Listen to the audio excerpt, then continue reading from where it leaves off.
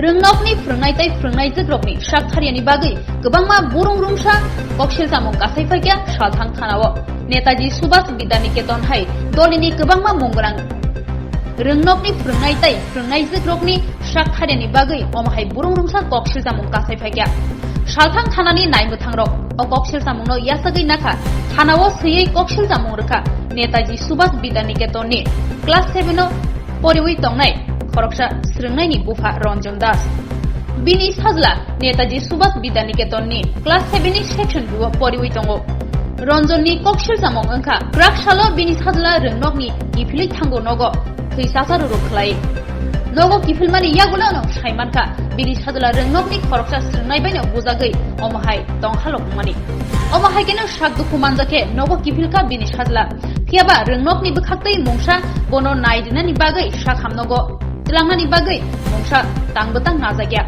Obono ronjoni koksil samong. Rengnokni frungnai tai frungnai zigro baithangni barjano sakthari khlayani bagino omhai patimung patikahani saka.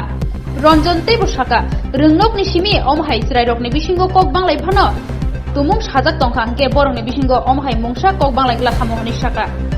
Osraini bokhrogo duku manjak tongkhano frungnai tai frungnai zigrokni bukhaktei mungsa जायख्लाय नायजागिया अपातिमानो तैयै आमांसि मांसालायजाक Netaji Subhash Vidyaniketan दलिनि सिमिया हास्ताय गनांगैनो कायसा पुंचुजांनाय रोंनक तंमानि अ रोंनगनो फ्रोंनाय तै फ्रोंनाय जोग्रबनो केबेंगै बायथांनि बारजानो साकथारियानि बागै अमहाय कक्सिल जामुं तुबुखा नायमोथांनि थानि Tabuk अ class 7 no परिनाय साक दुखुमानजाक साक नायजागै दङ IgM साखाम ছিল তারপরে আমি সবাই লাইন দাঁড়াইতেছিল আমি লাস্টে আসছিলাম তারপরে দুই তলার টিকা কে জানি একটা উপরে ঢিল দিছে আয় আমার এই জায়গাটা পড়ছে তারপরে বন্ধুরা আয়া জল টল দিয়া স্যারের কাছে নিচে পড়ে দিয়া স্যারে ওষুধ টষুধ লাগে কইছে ক্লাসও বয়ে থাকতাম আর লগে যেই স্যারটা আসছিল এই স্যারে কইছে যে ফু দিলে কমে যাবো গা কিচ্ছু হইতো না।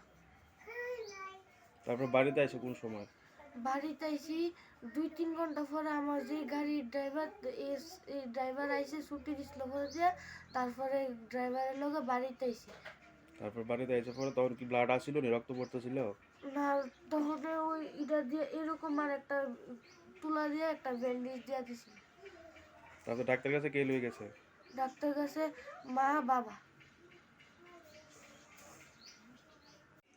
কালকে আমি টাউনে আসছিলাম তখন আমার মিসেস আমার একটা ফোন করছে যে তুমি কই আসো, আমার ছেলের তো স্কুল থেকে বোন মাথা ফাইটে আছে। তো আমি জিজ্ঞেস করলাম কেমনে উঠছে, আমি তো কইতারি না স্কুল থেকে হ্যাঁ আইছে হ্যাঁ মাথা ফাটা। তারপর আমি কী করছি তুই ফোন করছি আমি আবার রিটার্ন ব্যাক করে ফোন করে গেছি তাড়াতাড়ি আরে ইমিডিয়েটলি আইজিএমে নিয়ে আয়ো।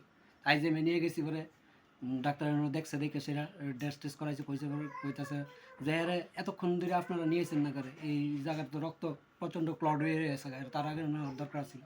তখন বলছি ম্যাম এই স্কুলের ঘটনা আমরা তো আর জানি না, স্কুলের থেকে আমরা কোনো ইনফর্ম করছে না, কোনো ফোন করছে না, অথচ স্কুলের প্রত্যেক গার্ডিয়ানের মোবাইল নাম্বার রেজিস্টার করা আছে কিন্তু তারা ইনফর্মই করছে না। তাই তারপর আমি আরে টেস্ট করে সেটা সব কিছু ইটি করে সেটা ডাক্তারের থেকে ই করে আমরা ছাড়ছে কয়ে দিচ্ছে যে 2-3 দিনের ভিতরে যদি ওষুধের দ্বারা যদি এই রক্তের ক্লটটি না সরে তাহলে একটা ছোট্ট লাইটলি একটা অপারেশন করতে হইব, করে সে ব্লাডটা করতে হইব। আমরা বিহান থেকে এসে স্কুলে ঢুকলাম। স্কুলে ঢুকার পর যখন এইচএমের কাছে গেলাম, এইচএমের জিজ্ঞেস করলাম যে স্যার এই নিয়ে স্কুলের রেসপন্সিবিলিটি, স্কুল স্টুডেন্ট ঢুকার পরে তো টিচারের রেসপন্সিবিলিটি থাকে, কারণ ওইখানের সময় তো স্টুডেন্ট আর টিচার উইদাউট কোনো প্যারেন্টস কিন্তু এটা স্কুলের ভিতরে অ্যালাউ কেউই করে না। তো তখন সময় হ্যাঁ এই অবস্থা হয়েছে, আপনারা কি আমরা একটা ফোন করতে পারছেন না? এতগুলো টিচারের একটা মোবাইল আছে, কত আছে, আমরা মোবাইল নাম্বার আছে, আমরা ইনফর্ম করলেন না কেন? তো তারা বলতে স্যার আমরা 23শে জানুয়ারি ব্যস্ত, আমরা কেমনে করুন, আমরা এত নজরদারি আসিল না। তো ঠিক আছে নজরদারি আছে না, আপনি এই করছেন না।